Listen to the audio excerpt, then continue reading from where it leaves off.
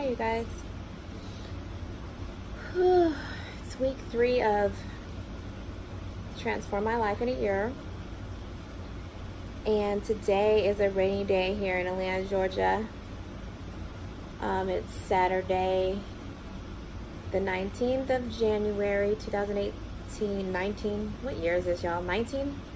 2019. And everything is really crazy out in society right now with like the whole government shutdown. And I have some family members that, are government employees. And I also, like I said, have my own company. And I was trying to get into government contracting. But I went to go see my mentor, and he advised that right now it's like it's best to kind of shift my focus into the commercial world. So that took a lot of weight off my shoulders. And in the meantime, in my own personal life, I'm just trying to focus my thoughts. Last week my energy was scattered. It was everywhere. And it was like that for a long time because I spent a lot of time like in the atmosphere, like planning, and I'm trying to master the art of manifestation. And in order to do that, from what I hear, you have to learn how to like concentrate your thoughts, bring it all in.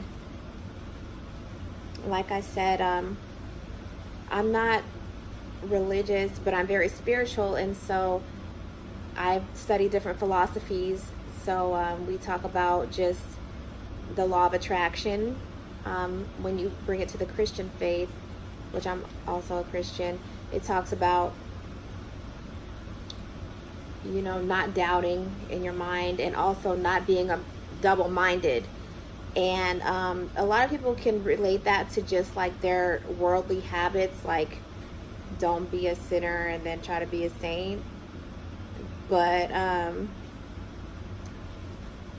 I think it's more so also like don't be tossed back and forth. I don't know the exact scripture. I'll find it and I'll put it down in the description. But you can't accomplish things on a supernatural level if your thoughts aren't focused. And I'm trying to get my home in order. I've been talking about that whole Maria Kondo's concept of the magic of decluttering or cleaning up. So today I want to manifest a little bit of magic in my life. I want to manifest some faith. I want to utilize my faith. I want to utilize my magic, and I want to do a supernatural sweep and just clean up around, like do some last projects. I don't know if y'all ever renovated your houses before, major or small, or did some redecorating, but it can be hectic because you're in your space and you're also changing your space while currently living in it, and so it can be a little bit overwhelming at times. So I just wanted to go ahead and just wrap it up. It's still just a space. These things are just things, but it's nice when you can create a space that's very comfortable, very creative, safe, and a space where you and your family can think and grow and rest and be who you are. So I think that's very important. Man or a woman, I think we all have that ability to have more control over our space. And that's why I love DIY and restoration, because if I had like all the money in the world, would I design my house and buy the things that I really wanted? Yes, definitely. And in the meantime, I like to share my DIYs because number one, it's like you can take what you have and then vamp it up on any budget, and I think that's important. And also beyond that, you begin to create like priceless, one of a kind pieces. So then at that point, after a while, you start building things that are like invaluable, like things that people can't buy from the store. Really crazy, beautiful things that reflect you and your personality and the things that you love. And you also put a lot of positive energy. You channel a lot of energy into whatever project that you're doing. So for all my DIY people and crafty people, you know, I just like to continue to welcome you into this space. That just happens to be my particular creative gift. And I know that there's many. So all of the creative people out there, I just want to encourage y'all to continue to do that. And for all the DIY people, thank you for joining me. But before we get started, I wanted to start out with a meditation. Because in order for me to create and manifest, and I want to do a supernatural creation, a supernatural manifestation, not just like, you know, a surface one. I want to like complete some things and develop some things. So this is me consciously setting my intentions and preparing myself. So I'm going to take some sage. I'm going to sage myself today. Usually I sage my home, but today I want to sage myself. And I need a lighter, so I'll be right back. Whatever spiritual background you have, I'd like to, you know, thank y'all for being open-minded, and, you know, thank you for not judging everybody's different practices. Because if you can get past those little things, these little activities or these little acts or, you know, other people's rituals or way of connecting and toning in, if people can get past judging those things and just accept that, whether they embrace those, whether they practice them or whether they don't, like, you know, you're self-governed. You can do the things that resonate with you. You know, and if burning sage doesn't, then, like, you know, whatever it is that you do, you know, I encourage you to join in with me. So it's a safe space. It's a non-judgment zone here with me. But for me, I want to burn some sage and I want to ring my bell.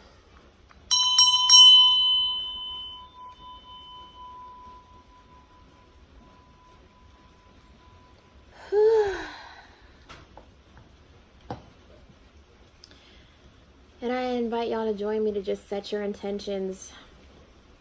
Tomorrow is a big day. It's a big blood moon and a lunar eclipse. So I'm excited about that, but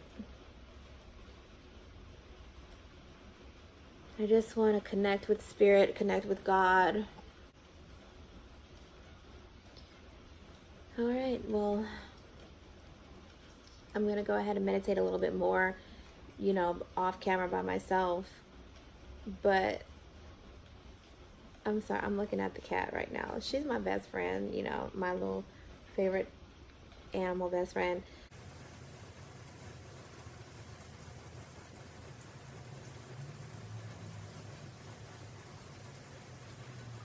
So this is the thing that I'm working on today. It's going to end up looking like this. So basically, all I have to do really is grout this. This is grout. And I'm using the non-sanded kind because if you use the sanded kind, it's going to scratch the glass. So your grout tools are going to be this thing, which you use to spread it, and then this sponge, which you use to wipe it before it dries. I might even take these off of the hinges so I can grout them, because you want it to be flat. Whenever I do a piece that's up, it just falls and falls and falls, but I find that when I do it flat, it lays down and then it works. For the mirror pieces, I had some glass, I found some glass, some mirrors outside from a warehouse that they had left, and then I asked them were they using that. They said I could take it. So I had like some big long sheets of glass, and I broke them up with like a crowbar. And then even for y'all who you know, don't have access to that, I found these. They're very thin though, but I found these pieces and stuff on a website called Home, and they come in different pieces, and they were like $1, I think. I also have these pieces, which this pack was also like $1. Let me see if I have one that's open already. And they come with these little self-adhesive stickers, which you just peel off the back. Because when you're doing a mosaic piece, when you lay your design out, the most important thing to do is you want to make sure that you attach them down before you lay the grout. The first couple times that I did this, I did not do that. And so when I stood the piece up and I moved it around, like a whole big old sheet of the glass or my mosaic like would fall off, because I didn't actually like glue it on there and make sure it was on there. So that was a lesson that I learned the hard way. But this right here is a liquid nails, and I just use that to like seal that on. When you go to Home Depot or wherever, in that section, in the tile section, they'll have all the seals, all the grout, all the tools, all in one aisle. And that's another thing. When you're done with it, you want to seal it with the grout sealer, because it makes it waterproof and stain proof as well. I did a beautiful backsplash in my kitchen, a mosaic style, and I'll show y'all that. And you can get pre-blended grout, which I recommend, because I did my friend's kitchen and I did hers with the pre-blended grout, and that just saved me so much time, and it was the perfect consistency. But when you're using this, you get a lot more. It's a little bit more inexpensive, and like you can kind of like measure and use it and like, you know, go. So all that is up to you. When you're laying a traditional backsplash, you're gonna want to use these things, because you stick them in between each tile or tile sheet, and that way they come in different sizes too. So that way you can keep the space. They're called spacers or something like that. And that's all I have for you guys today. I'm gonna go ahead and get started.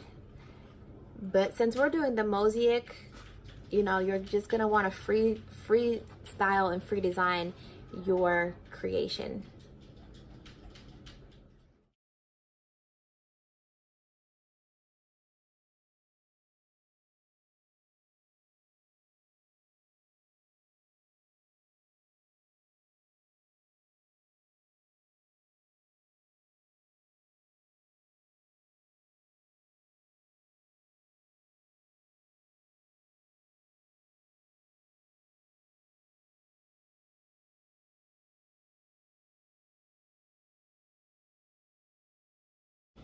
Okay, you guys, so I got these now all laid, and I'm about to mix this grout up.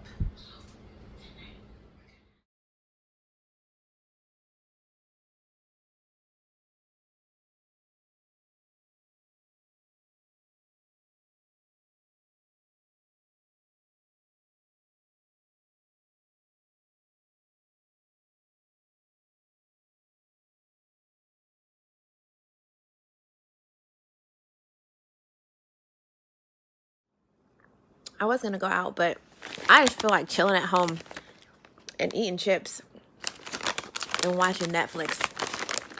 But I love y'all.